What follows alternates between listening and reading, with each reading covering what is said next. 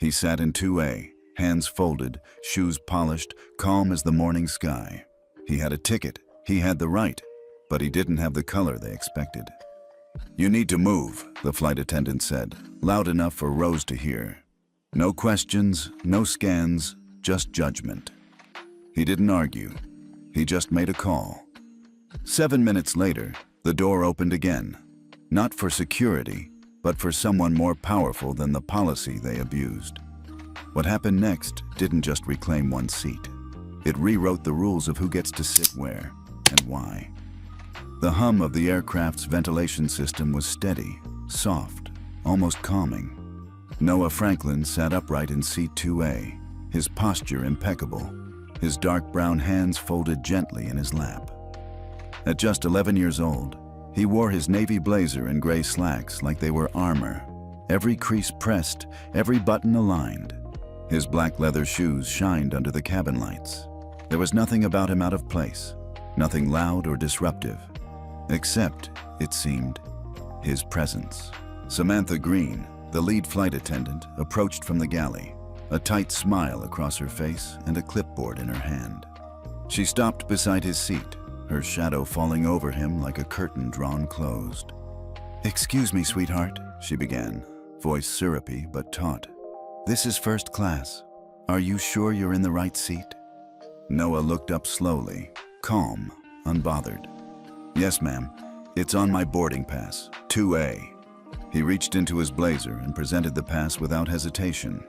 It was pristine, printed from a private terminal kiosk with a small gold V watermark next to the seat number, an indicator reserved for VIP protocol. But Samantha didn't even glance at it. "That can't be right," she said, her tone shifting, firmer. "Unaccompanied minors usually sit in economy or the first row by the crew. I think there's been a mistake." She didn't wait for Noah's reply. Her eyes scanned the cabin for an open seat elsewhere, preferably one further back. A few passengers across the aisle raised their eyebrows, sensing something unfolding. Row 2C's occupant, an older Latina woman with silver-streaked hair and a silk scarf, watched in stillness. "I'm sorry," Noah said quietly, but clearly. "My dad booked this seat. The VIP desk confirmed it. I'm fine to sit here." Samantha's jaw clenched, the forced smile fading. "We'll have to reassign you, just to be safe. Come on, let's not cause a scene." "I'm not causing a scene," Noah replied. He didn't raise his voice. He didn't flinch. "I'm just sitting." The moment hung in the air like fog on the runway. Then Samantha leaned slightly toward him, lowering her voice, but not her authority. "You're making some of the other passengers uncomfortable, okay? This is just policy." It was a lie, and Noah knew it. The airline had cleared him. His father had made sure of it. But policy was a perfect disguise for prejudice. It always had been. From behind, another passenger shifted uncomfortably. No one spoke. The woman in 2C looked from Samantha to Noah, then back again. She opened her mouth as if to intervene, then closed it. Her hand tightened around her purse. Samantha tapped her earpiece. "I need a gate agent to first class. I've got a passenger sitting in the wrong seat. He's unaccompanied." Noah's stomach didn't lurch. His face didn't drop. He just blinked once, folded the boarding pass back into his pocket, and looked out the window. The tarmac was bright with morning sun. Aircraft tails lined like flags in salute. But the warmth outside didn't reach inside. Several rows back, murmurs stirred. A middle-aged man in a business suit furrowed his brow. A young woman in 1D raised her phone slightly, as if thinking to record, but then lowered it again. A minute passed, then 2. The gate agent arrived. Erica Williams, barely 30, sharp in her uniform and alert. As she stepped into the cabin and saw Noah, her expression shifted. Recognition flickered in her eyes. She had seen his name on the VIP manifest. Samantha turned toward her. "We've got a child sitting in first class. He's alone, probably a seat assignment error." Erica extended her hand calmly. "Let me verify his ticket." Noah handed it over again. Erica scanned it, then looked at her tablet. The information came up immediately. Noah Franklin, Seat 2A, VIP clearance. High priority status. Special authorization noted. Executive protocol exception. Franklin, Elijah. She nodded. He's in the correct seat. Samantha's face didn't change, but her nostrils flared just slightly. Still, minors don't usually sit in this section. Erica kept her tone even. This one was cleared by executive operations. Everything's valid. Samantha didn't respond. She turned to adjust the seatbelt in 2B, pretending not to hear. Erica handed the ticket back to Noah. "You're good here," she said with a small nod. "Thank you," Noah replied. But just then, another voice cut through the cabin. "Let's not delay the flight over this," said Brian Walker, the first officer, who had appeared at the galley curtain. He looked at Erica, then at Samantha. "Just move him back. We'll sort it out later." Samantha looked vindicated. Erica's mouth opened to object, but she hesitated. The hierarchy on the tarmac was brutal and clear, and she wasn't at the top. Noah rose from his seat without another word. He picked up his backpack, checked the zipper, and turned to Erica. "Can you tell my dad?" he asked. Erica blinked, unsure. Sure." Noah nodded once. "He'll want to know." Then he walked down the aisle, alone. No tantrum, no protest, just quiet, like fog pulling away from the glass. He sat down in the last emergency exit row, the one next to the wing, a seat built for adults, a seat not made for boys like him. Back in 2C, the woman with the scarf, Rosa Delgado, whispered to no one in particular. He had a ticket, a real one. But no one answered. Noah sat still in the emergency exit row, his back straight against the firm leather seat. The hum of the engines hadn't yet started, but the silence around him felt louder than anything mechanical. He didn't fidget. He didn't sigh. He just stared at the seat back in front of him, the tray table folded, the safety card tucked tight. The space felt colder here, like dignity had lost altitude on its way through the aisle. Meanwhile, at the front of the plane, Samantha Green adjusted a headrest in row 3 with exaggerated focus, pretending not to notice the tension still lingering in the cabin. She glanced back once, just once, toward where Noah had been seated, then shifted her eyes forward again as if erasing the memory. Rosa Delgado sat quietly in 2C, her scarf now clutched between her fingers. She looked around the cabin, hoping someone else had seen what she had, hoping someone would speak. But everyone wore the same mask of neutral disinterest. A man in 3A stared at his phone. A couple in 1D and 1E whispered but avoided eye contact. "Just a misunderstanding," Samantha had said earlier. "Policy." But Rosa had seen the boarding pass. She had seen the composure of the boy. What she hadn't seen was any reason for him to be removed, except the look on Samantha's face the moment she first laid eyes on him. Down the aisle, Erica Williams stood just inside the galley, biting the inside of her cheek. The scan had been clear. The override from executive operations had been there. She knew that name, Elijah Franklin. The same Elijah Franklin who had helped build the industry's ethical oversight program. And now, his son had just been dismissed like an error in the seating chart. Erica tapped her tablet again. The record was unchanged. VIP status confirmed. Notes in the system flagged Noah as a priority minor with direct authorization. There had been no breach of policy. The only thing broken here was the assumption that a boy like him could belong in a seat like 2A. "I should have said more," she murmured to herself. Further back, Noah finally moved, not to speak, not to make a scene, but to reach into his blazer and take out his phone. He unlocked it with a swipe, scrolled to the first contact, and hit call. It rang once, twice, then connected. "Dad," he said quietly, "it's happening again." No further explanation was needed.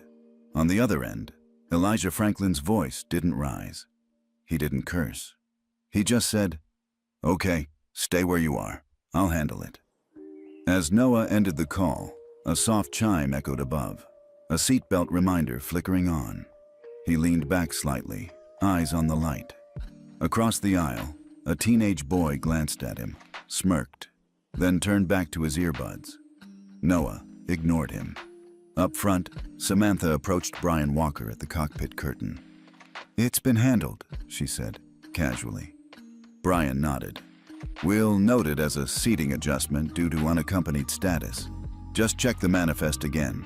"Already done," she replied, though it was a link. Brian didn't push. He didn't want delays. First officer wasn't a role that enjoyed conflict, especially not ones involving accusations you couldn't afford to admit aloud. But one person did push, quietly, behind a screen. In seat 3B, a man in his late 30s had his phone tilted subtly against the window. He had started recording the moment Samantha raised her voice, the moment she dismissed the boarding pass without reading it, the moment Erica's scan confirmed the seat, and it was still ignored. The camera didn't shake. The angle wasn't perfect, but the audio was crystal clear. He hadn't meant to film, not at first, but something about the way the boy held himself, the calm in his voice, and the cold certainty in hers. It stirred something. He was a journalist, not one of the flashy cable news types. He worked for an ethics blog. Low-key, high integrity. He believed in letting stories unfold without forcing a headline. And now, in his hands, one was unfolding. He tapped Save and labeled the file. Franklin Incident, Flight 307. Then he looked around, making sure no one had noticed. They hadn't. Most eyes were on devices, pages, or simply staring forward, waiting for the flight to leave the gate. But it hadn't. The delay wasn't long, maybe 10 minutes, but it was enough. Enough for whispers to turn to murmurs.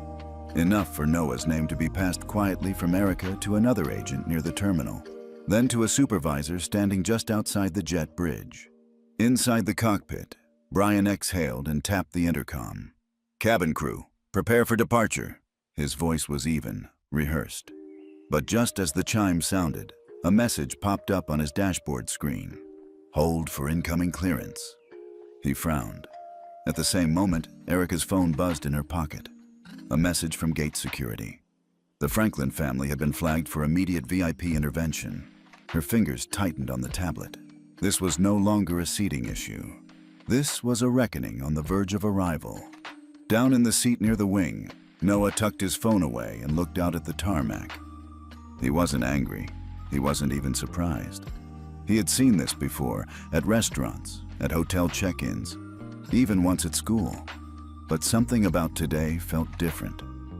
Today, he wasn't with his father. And yet, he felt him moving through the system like a wave. Quiet, unstoppable, and coming fast. Back in 2C, Rosa Delgado reached into her purse and pulled out a small notepad. She began writing.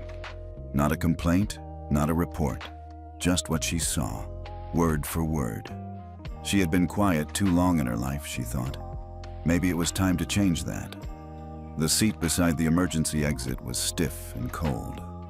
Noah Franklin adjusted his backpack under the seat, folding his jacket across his lap. His hands were still, not clenched, just still. He didn't look around. He didn't fidget. But the shift in cabin air was tangible, like the silence after a dropped plate in a restaurant. Something had happened. Something loud. Even though no one had raised their voice, from where he sat, the view through the window was blocked by the wing. All he could see was the riveted steel, broad and motionless. A false horizon. Passengers continued boarding. Their eyes drifted toward him, then away. Some curious, some indifferent. One man in 16A gave him a long look, the kind that lasted just a second too long. Noah didn't meet his eyes. He exhaled slowly and pressed a button on his phone. One ring, two. "Dad," he said, voice barely a whisper. "It's happening again." There was a pause, then the sound of breathing on the other end. Calm, measured. "Stay seated, don't move, I'll handle it." Noah didn't respond. He just nodded to no one and ended the call. His father's voice had always been enough. Not loud, not rushed, but solid. Like a foundation under his feet. That was all he needed. Across the aisle, A young woman with a baby in her arms rocked gently, humming to soothe her child. She glanced at Noah once, her expression unreadable. Then she turned away. Life moved on, as if nothing had happened. But something had, and it was still unfolding, one quiet detail at a time. Back near the front of the plane, Erica Williams stood just outside the cockpit curtain, her tablet still in hand. She tapped the screen again, eyes narrowing. Something wasn't right. Noah Franklin, first class, seat 2A, VIP designation, override clearance, FEB. She tapped to expand the profile. Issuing authority, Federal Ethics Board, authorized by Franklin, Elijah. Her stomach turned slightly. Elijah Franklin wasn't just any VIP. He was one of the federal appointees behind the Passenger Equity Act, a measure designed to protect passengers from discrimination and arbitrary treatment during domestic travel. His name was etched in policies the airline supposedly trained on every quarter, and his son had just been removed from his assigned seat. Erica looked toward the back of the plane, trying to spot Noah, but the rows blocked her view. Still, she could feel the weight of the decision Samantha had made, and she knew it wasn't about the seat. It never was. Her thoughts were interrupted by a message flashing across her tablet. Hold clearance. Do not close cabin. Awaiting VIP directive. She blinked. VIP directive. Another agent had flagged Noah's profile, she realized. Someone on the outside had picked up the signal. Her phone buzzed. A text from a colleague working the desk near Gate 3. Did you see who the kid is? We might have a situation. Erica typed back quickly. I saw. And yeah, we already do. She stepped back into the jet bridge, heart steady but quickening. She didn't need to ask permission. Not now. She dialed the number listed under the emergency executive contact field. The line picked up on the first ring. This is Franklin, a deep voice answered. Mr. Franklin, Erica said, professional but low. This is Erica Williams, gate staff. I just wanted you to know your son's boarding record was valid. He had seat 2A. We confirmed it. I don't know why they moved him. There was a pause. You did your job, Elijah said calmly. Now I'll do mine. The call ended. Erica exhaled, her hand still on the phone. Her other hand gripped the tablet as though it might fall. She looked back toward the aircraft, toward the quiet stillness inside, and whispered to herself, this isn't going away. Inside the cabin, Brian Walker had resumed his spot near the cockpit, flipping through the flight manifest. He looked relaxed, maybe even a little smug. He hadn't questioned Samantha's judgment. He hadn't checked the system. He hadn't needed to. As far as he was concerned, the problem was resolved. But in row 16, Noah hadn't moved an inch. His phone rested face down on the tray table. He looked ahead. He looked calm. But inside, his mind ran like a current. Not angry, just exact. Last time, the flight from Atlanta to Miami. The same thing had happened, only he'd been with his mother then. They'd both been dressed well, ticketed properly, but they were asked to verify again and again. Are you sure this is your seat? The attendant had asked his mother. Are you sure? Like she didn't belong in the answer. He had cried that time, quiet tears, small fists. This time, he didn't cry. He remembered.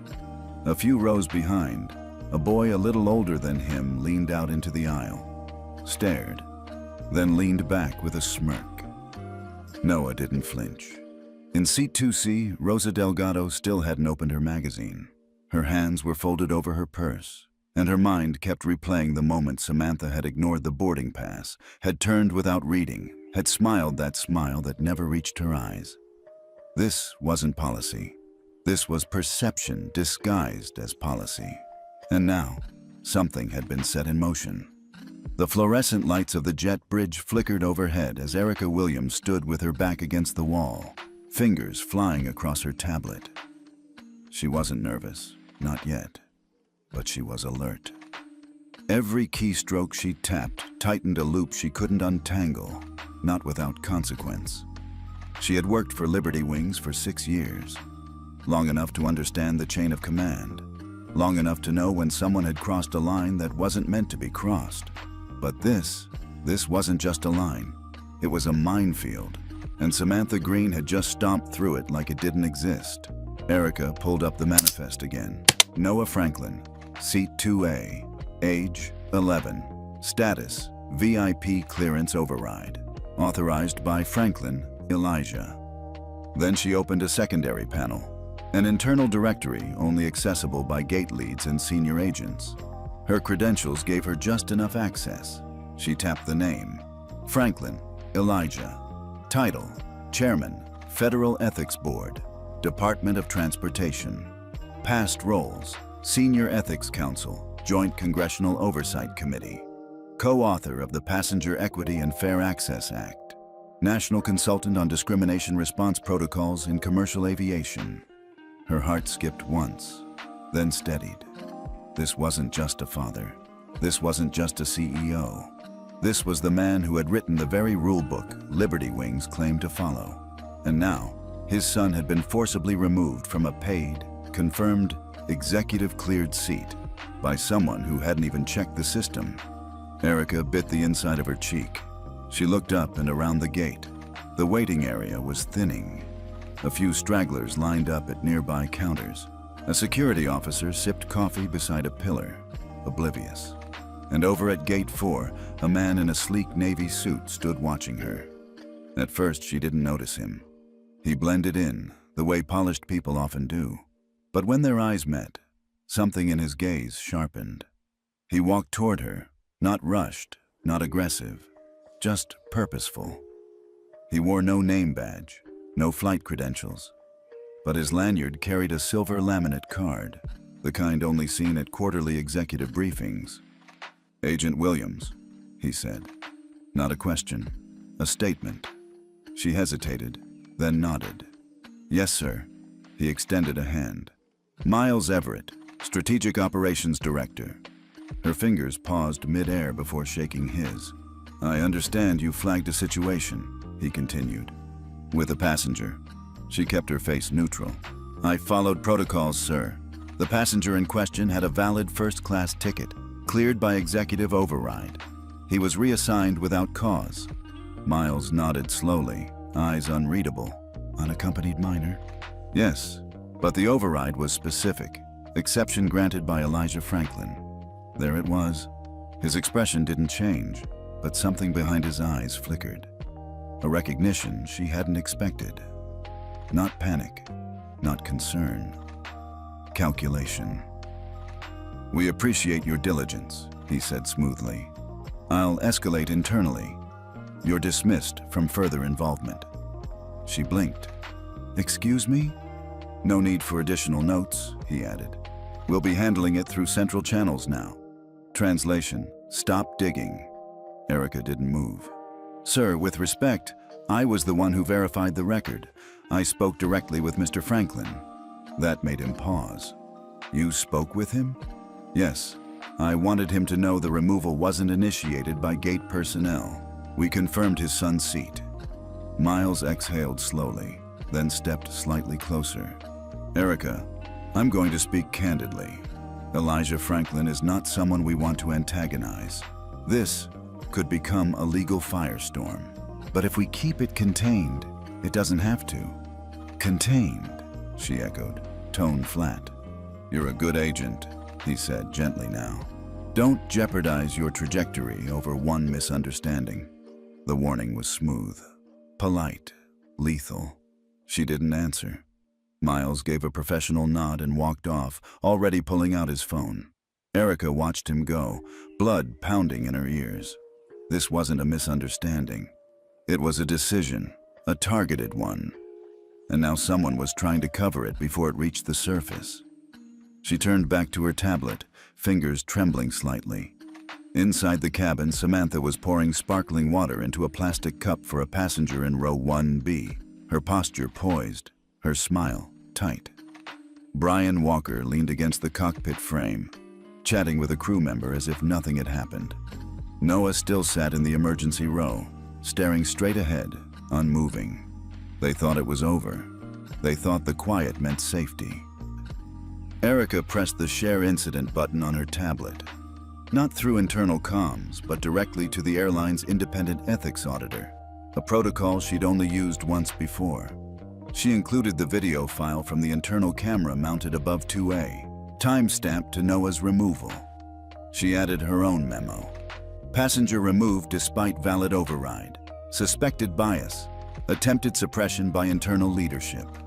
Then she hit send. No turning back.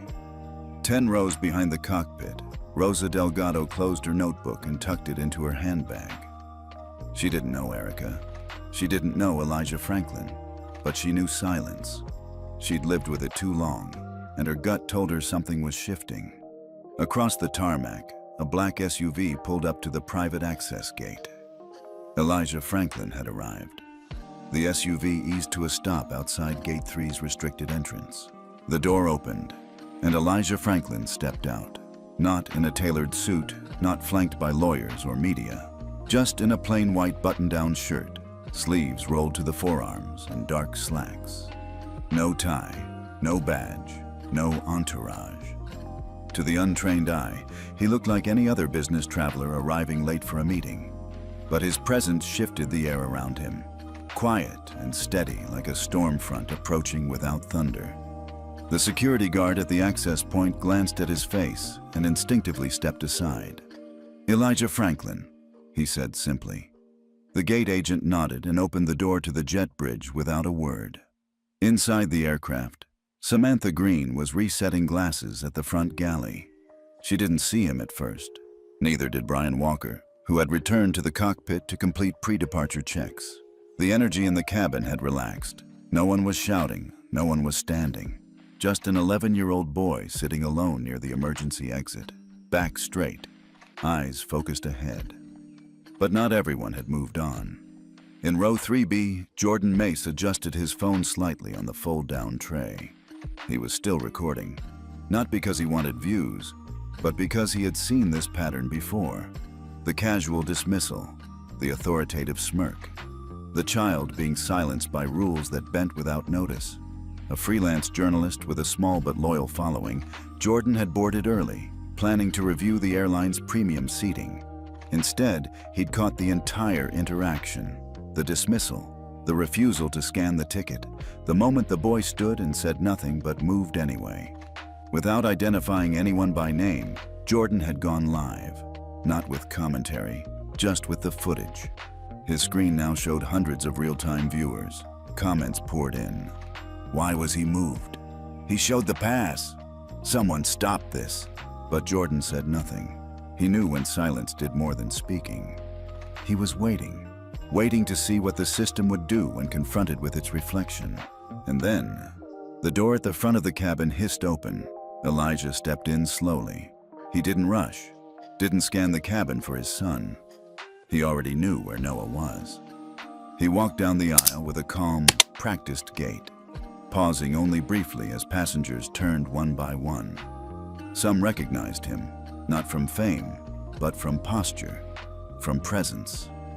Rosa Delgado sat up straighter in 2C. The man in 4D lowered his phone.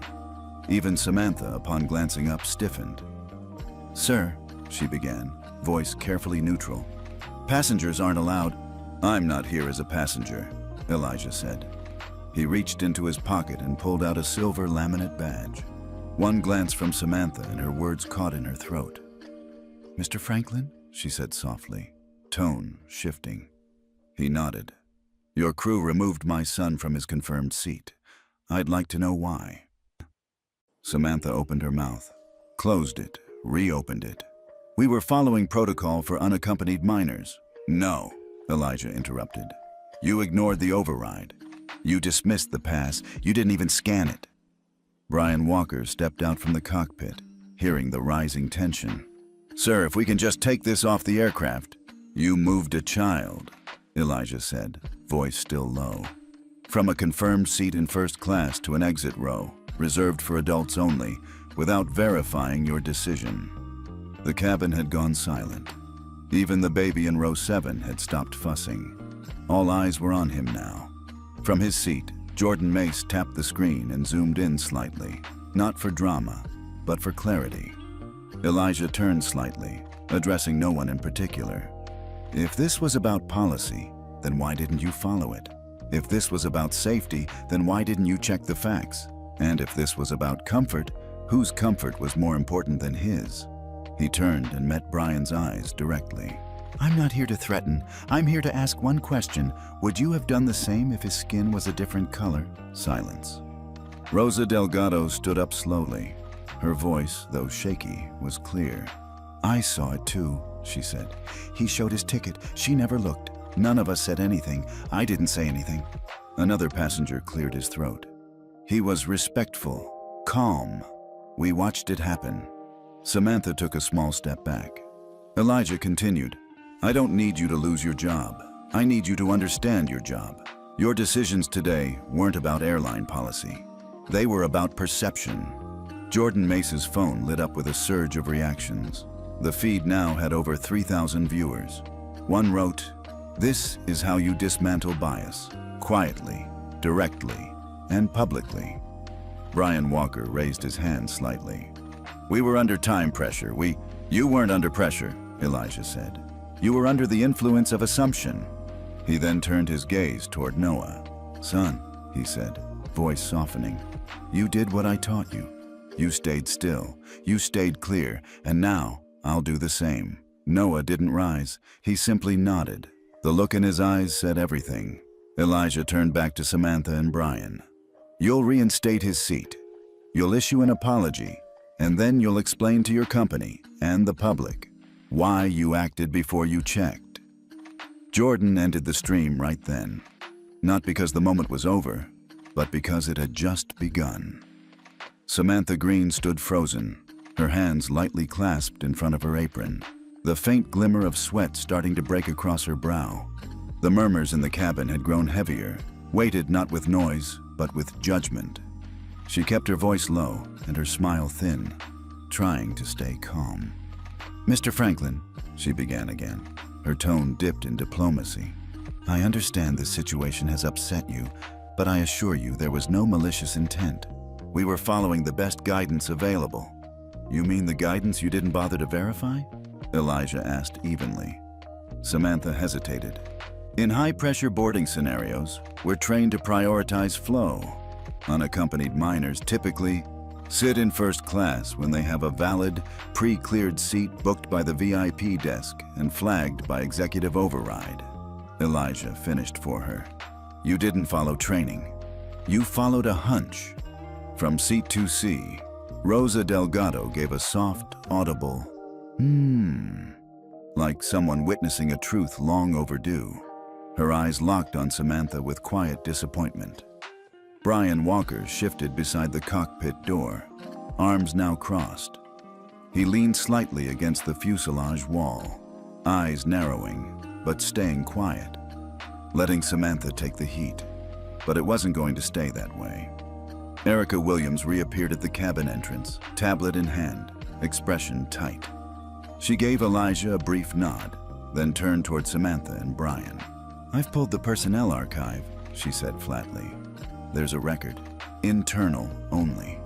3 years ago, Samantha Green was named in a guest conduct complaint for discriminatory behavior on a regional connector flight.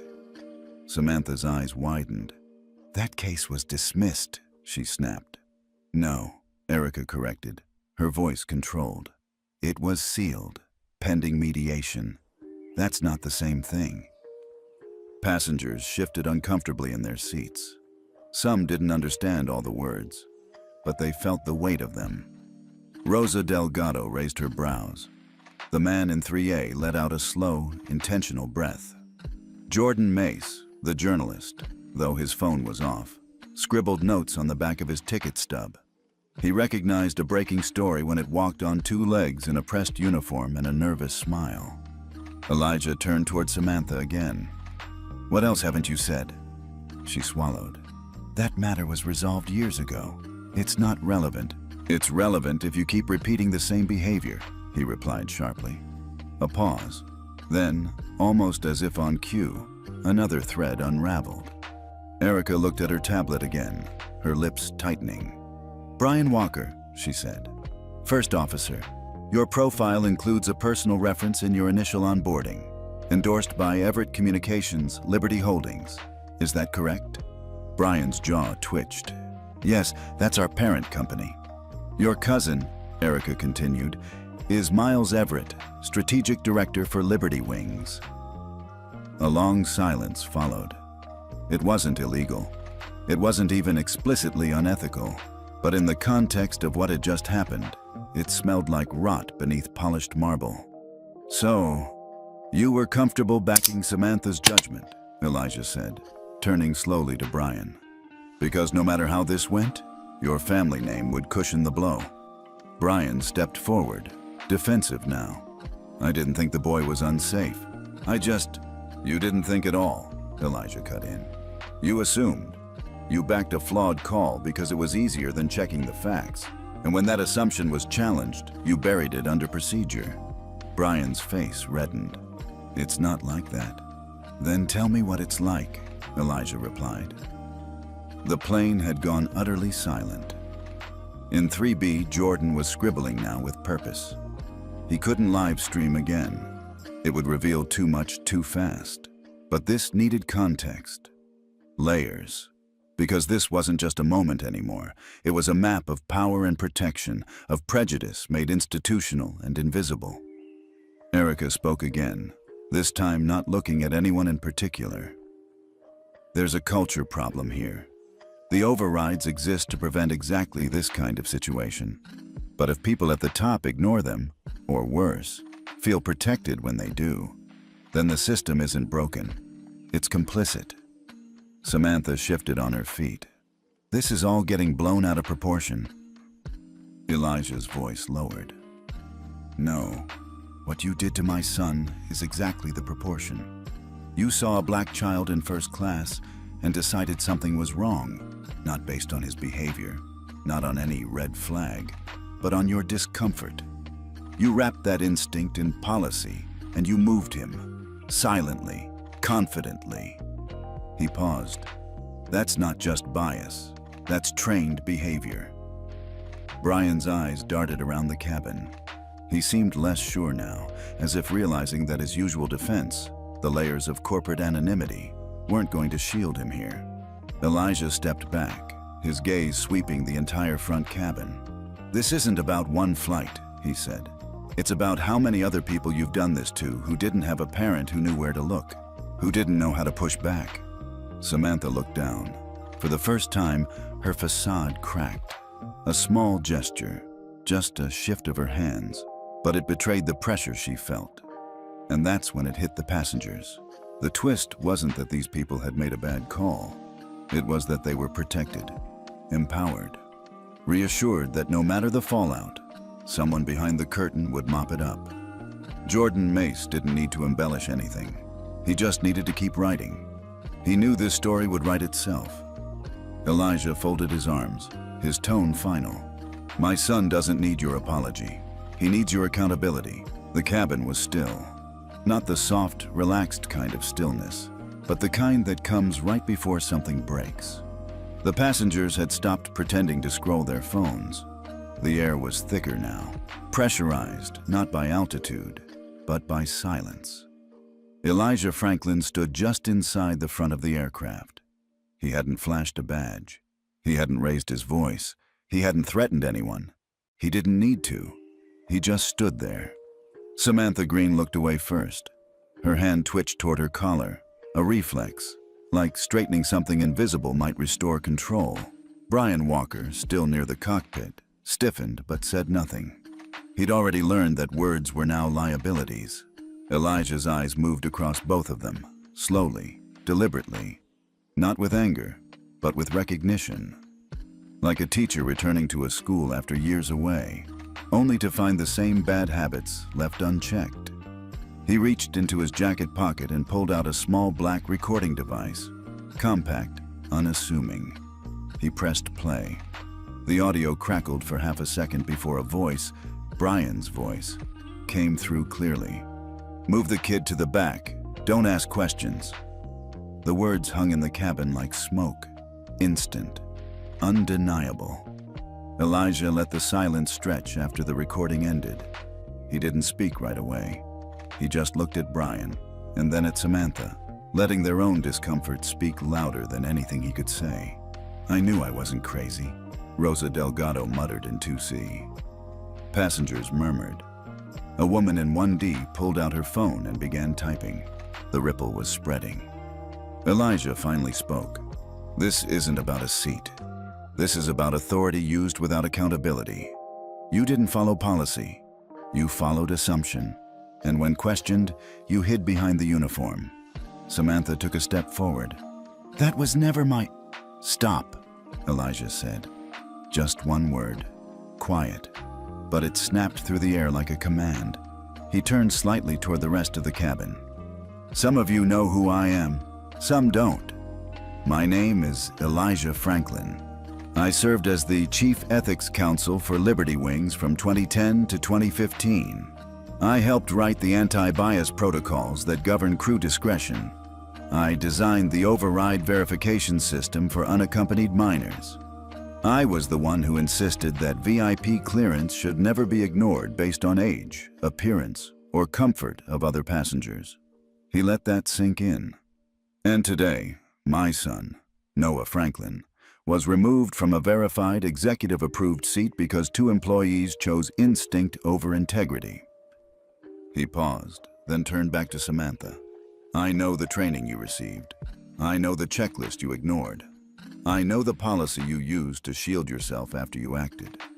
Brian stepped forward now, his tone almost pleading. You don't understand the pressure.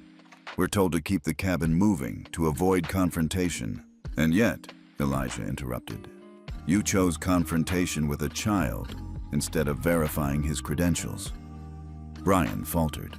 It was a mistake. No, Elijah said, voice still calm. It was a pattern. He stepped down the aisle slowly, toward his son. Noah looked up from his seat, eyes steady. No tears, no questions. Just that same quiet strength Elijah had taught him to hold on to when the world bent against him. Elijah stood beside him, placing a hand on his shoulder. I want everyone here to understand something, he said to the cabin. Privilege isn't just about where you sit.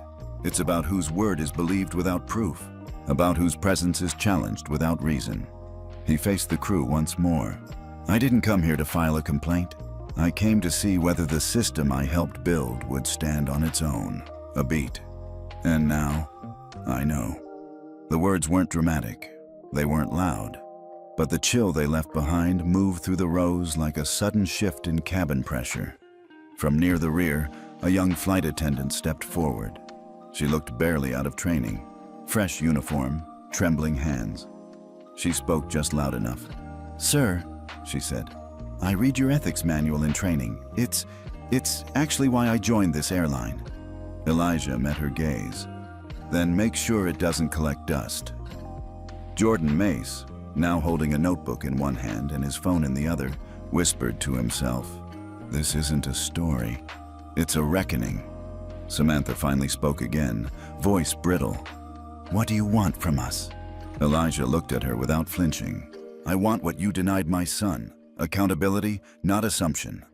Brian lowered his gaze. Samantha said nothing. Noah stood then, quietly, and walked back up the aisle toward 2A. No one stopped him. No one questioned him. He sat down, adjusted his seatbelt, and folded his hands again.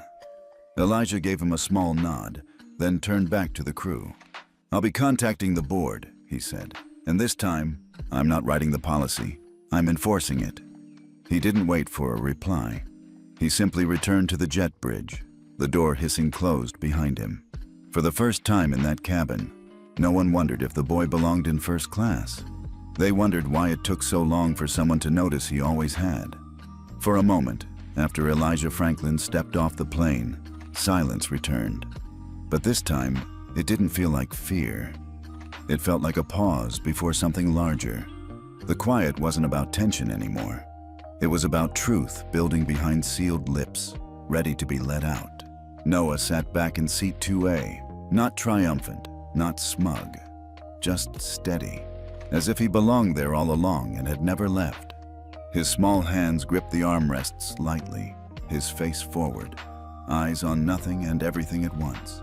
Then, from across the aisle, Rosa Delgado slowly stood. She didn't raise her voice. She didn't wave her arms. But when she spoke, the sound cut through the air like a whistle slicing a dense fog. "I saw everything," she said clearly. Heads turned toward her. Samantha froze. "I watched as that boy showed his ticket," Rosa continued, voice trembling with age and truth. "I saw her ignore it. I saw her call someone instead of verifying. I said nothing. I sat here thinking maybe it wasn't my place, maybe I misunderstood, but now I know I didn't." She looked down at Noah, then back to Samantha. He was calm. He was polite. He did nothing wrong. In row 4D, a man in a brown overcoat rose next. His voice was deeper, worn with decades. "My name is George Monroe," he said. "Retired air traffic controller. 42 years on the tarmac." That boy showed proper clearance. I recognized the code on his pass. Gold V. "That's not a regular ticket, that's an override." He looked to Samantha and Brian, eyes narrow. "You knew what it meant. Or you should have." Samantha opened her mouth, but no sound came. Brian rubbed the back of his neck. Then another sound broke the tension. Soft footsteps. From the back galley, a younger flight attendant stepped forward. Her name tag read Denise. Her posture was rigid at first, hands fidgeting slightly. But her voice, when it came, was steady. "I'm sorry," she said, "but I need to say something." All eyes shifted. "I've worked with Samantha on 3 different flights," Denise began. "And this isn't the first time." Samantha turned sharply. "Denise." "No," Denise said, louder now. "I stayed quiet too long." The cabin stilled again. "There was a man, Middle Eastern, I think, last spring. He was in business class. Samantha flagged him random and had security check his bag twice. He had done nothing, we all knew it, but no one said anything." She swallowed, gathering breath. "And 2 months ago, she moved a teen girl from seat 1B to the very back. The girl was Latina. I asked why. Samantha said the seat was needed for an upgrade, but no one ever came. She just didn't want her up front." Samantha's face turned pale. Passengers stared now, no longer hesitant. The shape of something bigger was coming into view, not a mistake, but a pattern. Not a misunderstanding, but a method. Denise continued. "I was told if I kept asking questions, I wouldn't get senior assignments. I needed the work. I shut up. But now, seeing this boy, I can't keep doing it." Her voice cracked, but not from weakness, from release. "I'm sorry," she said, looking at Noah. "I should have spoken up sooner." Noah didn't reply. He just looked at her, really looked, and nodded once. In row 3B, Jordan Mace stopped writing. He simply set down his pen and exhaled. This wasn't just a moment anymore. It was a movement. The truth wasn't trickling. It was breaking. Behind Denise, another voice added in. "About time," someone muttered. It was the man from 1A, a frequent flyer who had seen his share of privilege and prejudice. "We've all seen it. We've all looked away." The murmurs became stronger. Passengers nodded. Others shifted, glanced toward Samantha and Brian, not with fear or anger, but with clarity. The veil was lifting. Rosa Delgado stepped closer to Noah. "I came from a place where we were told to keep our heads down, but I raised 4 grandsons, and every time I see someone try to put a kid back in a corner where he doesn't belong, I remember, silence doesn't protect anyone. It just delays the truth." She placed a wrinkled hand on Noah's shoulder and looked at Samantha one last time. "Your badge doesn't protect you now. The truth does." Noah turned his face to the window. Outside, the sun had shifted. The runway shimmered under morning light, and for the first time in that long hour, it didn't feel like a runway at all. It felt like a beginning. In the front galley, Samantha didn't move. Her face was blank, but her eyes told a different story, one of a mask slipping after too long being worn. Brian finally took a seat near the cockpit. For once, he didn't argue. In the back, Denise returned to her post, but with a new weight lifted.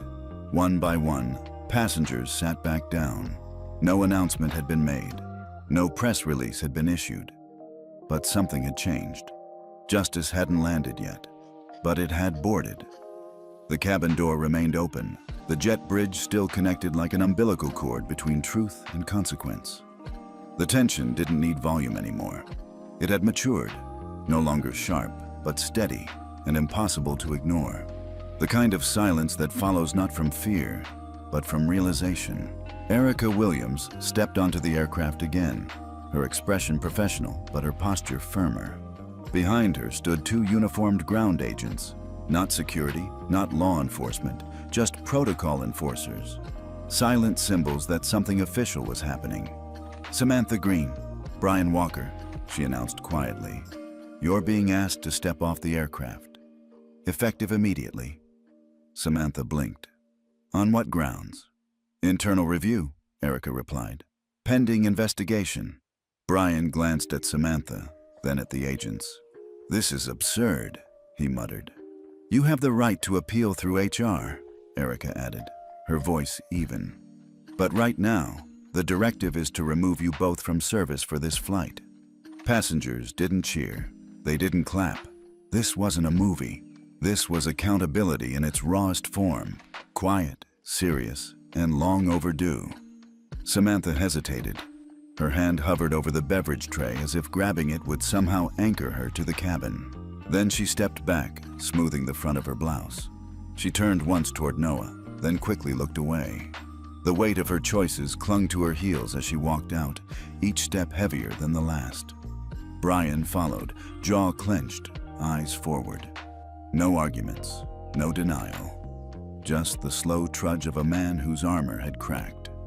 As the door hissed closed behind them, a collective exhale spread through the cabin. Elijah Franklin didn't speak right away. He stood near seat 1A, arms crossed loosely, eyes sweeping across the passengers. He didn't gloat. He didn't raise his voice. He just existed in the space like a wall finally built between injustice and repeat offense. Then, from midway through the cabin, a hand rose. It belonged to a woman with a soft face, maybe mid-40s, holding a weathered book in one hand and a photo in the other. She stood slowly, clearing her throat. "My name is Claire Timmons," she said, voice a little shaky. "And I wasn't planning to speak, but now I have to." All attention turned to her. "Last year," she continued, "my son Ezra was on a flight to Denver, alone, just like Noah. He's autistic, very quiet, very kind, and he was assigned a seat in the front row. When the crew saw he was unaccompanied and looked overwhelmed, they moved him to the very back. Didn't ask, didn't explain, just told him it was for his safety." Her voice cracked on the word safety. "I wasn't there.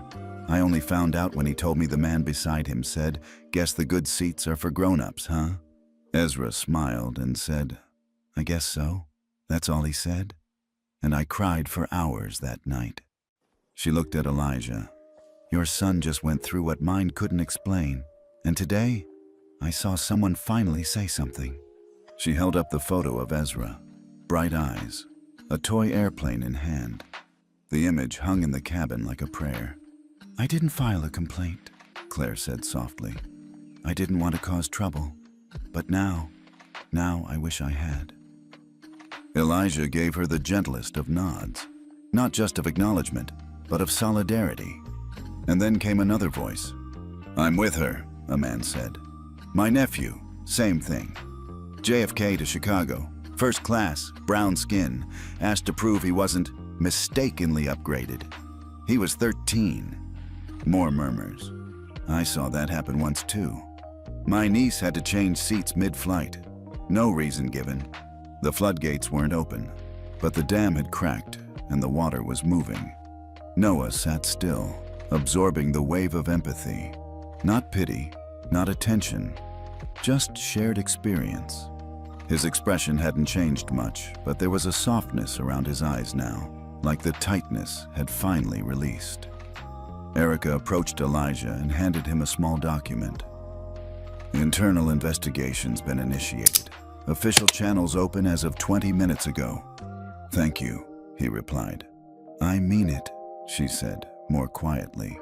Thank you for making this matter. Elijah looked around, at Claire, at Denise near the back, at Rosa in 2C, at passengers whose names he didn't know, but whose silence had turned into support.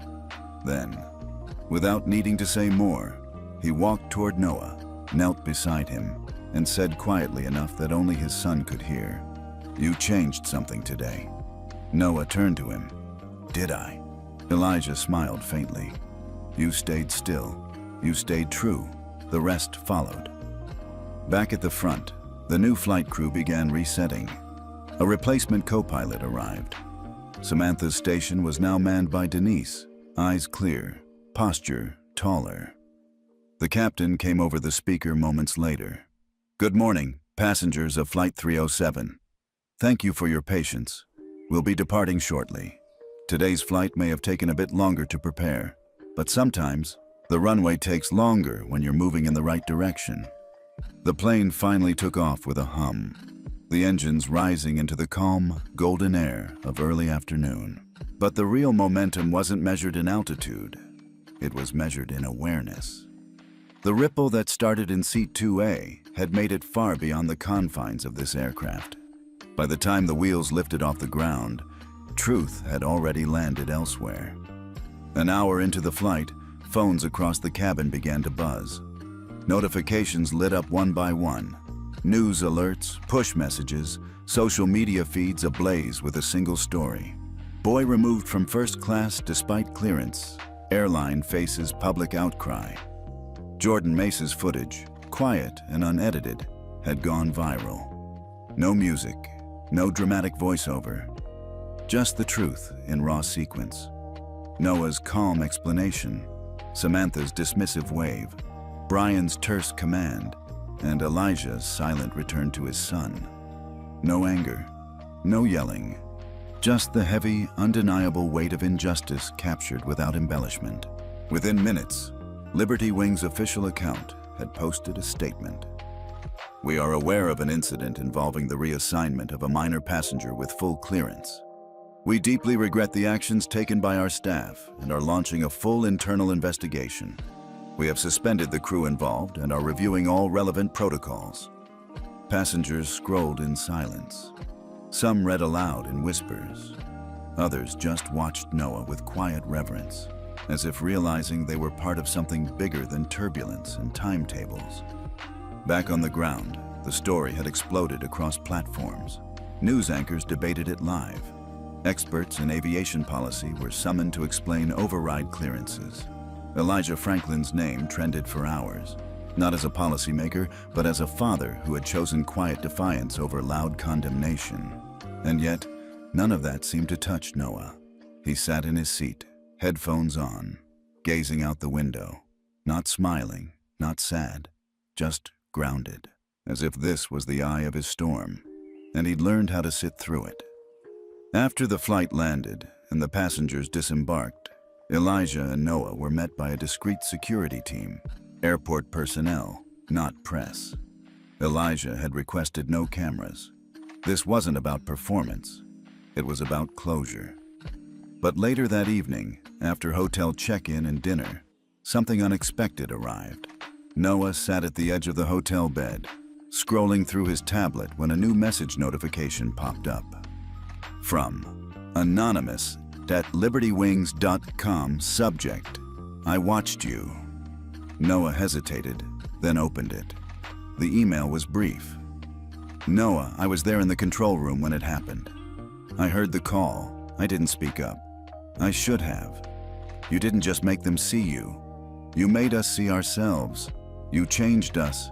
I hope one day we meet and I can tell you that to your face. But for now, just know it mattered." A coward trying to be braver. He read it twice, then once more. "Elijah," he said quietly. His father looked up. Noah handed him the tablet. Elijah read the message, his expression unreadable, then slowly sat down beside his son. "You think it's real?" Noah asked. "I do," Elijah said. "And even if it wasn't, it still means someone's thinking differently now." Noah nodded. He didn't cry. He didn't need to. The next morning, Liberty Wings issued another statement, this one with names and titles. Effective immediately, Samantha Green and Brian Walker have been suspended pending termination review. The Director of Strategic Operations, Miles Everett, has been placed on administrative leave. An independent ethics review board is being established with external oversight, led by Elijah Franklin. They didn't try to spin it. They didn't offer excuses. They didn't use words like misunderstanding or unintentional error. They said bias. They said accountability. They said change. The media had already dubbed it the 2A case. But Elijah didn't care for labels. What mattered to him was that people were finally looking, finally listening. In the following weeks, the airline reported a spike in passenger trust scores. Training protocols were revamped. Junior employees like Denise were promoted into advisory roles. Anonymous hotlines were established for reporting discriminatory behavior, small moves, but the right ones.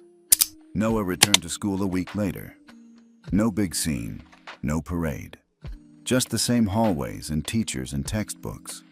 But something had shifted. Kids nodded to him in the hall. Teachers gave him a second glance, not of pity, but of respect. Like they'd read the story and connected it to the boy who never bragged, never complained, just moved forward. That night, as Noah sat by his window, tablet in his lap, he scrolled back to the email. "You changed us." He whispered the words aloud, like a promise. And for the first time in days, he smiled. The days after the Liberty Wings incident didn't pass quietly. They pulsed with interviews, editorials, and open letters. But amid the media storm, Elijah Franklin remained focused, not on headlines, but on something deeper, structural, something lasting.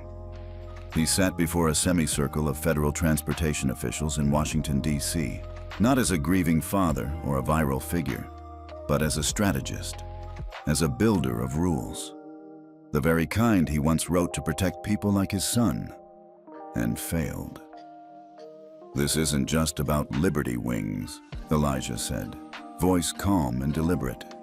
"It's about a culture of discretion unchecked by accountability, about policies that can be bypassed with a shrug, about silence that has protected the wrong people for too long." On the screen behind him was a bold title, "The Franklin Code." The room was quiet, attentive. His presentation wasn't flashy. It didn't need to be. The power was in the clarity.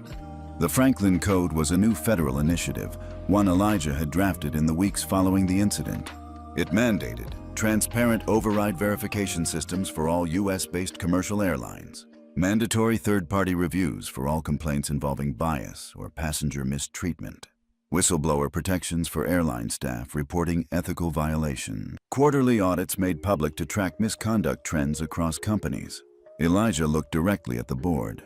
"If we want passengers to feel safe, we have to ensure employees aren't just trained in policy, but held accountable to it." He paused, then added, "This code wouldn't have stopped my son from being profiled, but it might have stopped the people who did it from thinking they could get away with it." A few heads nodded. One official leaned in. Another began jotting notes.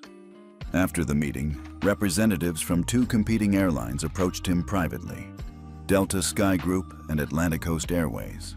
Both expressed interest in piloting Franklin Code protocols voluntarily, before legislation made it mandatory. That night, Elijah walked the streets of D.C. alone, beneath historic buildings and silent monuments. The Capitol dome rose like a watchful eye above him. He stopped once beneath it, not in awe, but in reflection. It was never just about one seat. Not anymore. 2 days later, a sealed letter arrived at the Franklin residence. It bore the insignia of the United States Congress. Inside was a formal invitation from Congresswoman Elaine Griggs, a representative from Illinois who had watched the footage of Flight 307 over and over. She wanted to introduce the Franklin Code into preliminary hearing. but with a special request. She wanted Noah to testify, not Elijah. Noah, your son, she wrote, represents what's possible when quiet strength meets public conscience. We don't just need policy, we need stories, and I believe the country needs to hear his. Noah read the letter without blinking. He didn't ask, "Why me?" or "What do I say?" He simply looked at his father and said, "Do you think it'll help?" Elijah nodded. "Yes, because the people in that room, they've heard statistics for years. They've heard from CEOs and analysts. But what they haven't heard is the voice of someone who sat still while the world decided he didn't belong." A week later, Noah walked into the Capitol building, suit pressed, shoes too stiff, heart steady. Inside the Ethics Subcommittee chamber, he sat beside his father and a representative from the Department of Transportation. The room was modest, but the stakes felt monumental. When it was his turn, Noah stood. He didn't read from a script. He didn't pace. He just looked straight ahead and began, "My name is Noah Franklin. I'm 11 years old. I like airplanes, science fiction books, and trail mix with extra raisins." A few chuckles broke the formality, but then his tone shifted. "I sat in seat 2A with the right ticket, but someone decided I didn't belong there, not because of rules, but because of how I looked." He paused. "They moved me because they thought I was in the wrong place. I wasn't. They were." The room was still. He continued, "My dad helped make the rules they ignored. That's not fair, but I'm not here to be mad. I'm here to say that if we don't fix how people are treated on planes, it won't just be me. It'll be every kid who's quiet, every kid who's different." Congresswoman Griggs blinked rapidly. A junior staffer beside her wiped their eyes. Noah finished with, "I think everyone should get the seat they were promised, not just because it's on a ticket, but because they earned it." The room erupted, not in applause, because applause isn't allowed during testimony, but in something better, awareness. Later that week, a photo of Noah at the microphone went viral. The caption, "The smallest passenger, the biggest shift." The congressional hearing chamber was quiet. No rustling of papers, no shifting in chairs, no clearing of throats, just breath. Held, measured, waiting. Noah Franklin stood at the podium again, small hands resting lightly on the edge, shoulders squared. A boy in a suit tailored just slightly too big, in a room tailored for those used to being heard. And yet, when he began to speak, it wasn't with the nervousness of someone seeking approval. It was with the steadiness of someone who understood exactly what needed to be said. "Respect," he began, "should not need a title to exist." The sentence dropped into the room like a pin onto polished marble. Clear, loud in its quietness. He didn't elaborate. He didn't need to. Every person in the room, from the congresswoman who invited him to the aides scribbling behind their laptops, knew what he meant. It wasn't about titles like chairman or captain or first class. It was about the space a human being should be given without having to justify their right to it. "I sat in 2A, Noah continued. "I didn't ask for attention. I just followed the rules. But they didn't see a kid who followed the rules. They saw someone who didn't fit." He looked up, eyes moving from face to face. "I didn't fight. I didn't cry. I just moved when they told me to. But inside, I knew they were wrong. And that made me feel smaller than the seat they gave me." There were no interruptions, not even the flicker of a phone screen. Just stillness. "My dad helped write rules to protect people," Noah said, voice calm but firm. "But rules don't matter if people don't follow them. And being a kid doesn't mean I don't notice when someone is pretending not to see me." He paused, his gaze steady. "I don't want apologies. I want people to look harder, to think longer before they act, to stop letting their fears make decisions for them." And then he closed with words no one had prepared for. "Respect should travel at the speed of honesty, and everyone deserves to land with their dignity intact." No applause followed, just a silence that reached deeper than any ovation could. It was the silence of grown men and women realizing they had been schooled, gently, firmly, by a boy who had found his voice in a cabin where no one had expected him to speak. Later that day, the press conference began outside the Capitol. Elijah stood beside Congresswoman Griggs as she addressed the media. "In light of today's testimony," she said, "and after consultation with community leaders, aviation experts, and several passengers from Flight 307, we are pleased to announce that the policy initiative formerly known as the Franklin Code will now bear a new name." She glanced at Elijah, then down at Noah beside him. "It will be called the Noah Principle, a name that reflects the idea that justice should not depend on power, but on presence. That fairness begins not with regulations, but with recognition." A flashbulb went off, then another. But Elijah didn't blink. Beside him, Noah looked up. "You okay with that?" Elijah asked softly. Noah nodded. "Only if they remember it's not just about me." "They will," Elijah said, "because they saw what you stood for." Within days, airline executives began issuing statements of endorsement. Several competitors voluntarily implemented Noah Principle audits, internal processes for bias assessment, seat reassignment transparency, and staff accountability. The Department of Transportation formally adopted the language into its ethics framework. Noah's quote, "Respect should not need a title to exist," was etched on a bronze plaque outside the Ethics Oversight Office entrance. Noah never asked for interviews. He turned down a feature documentary. He told one reporter, "It's not about being remembered. It's about being heard when it matters." Back in his hometown, the school library named a reading room after him, the 2A Lounge. Inside, kids could sit in oversized chairs, headphones plugged in, listening to audio stories of children around the world who stood for what was right in quiet ways. Months later, a new training module launched nationwide for all flight crew members. It was titled, "The Seat You Offer is the Respect You Show." Noah wasn't in the video. His words were. And at the end of the module, Denise, the former junior attendant who had spoken up, looked straight into the camera and said, "Flight 307 taught us that following policy isn't enough. It's how we apply it that tells the truth." She smiled, then added, "That's the Noah Principle." On the anniversary of the incident, Liberty Wings released a brief video. No dramatic edits, just a single image of Seat 2A, empty, sunlight hitting the armrest. The screen faded to black. Then came the words, "Justice doesn't need a loud voice, it just needs a seat."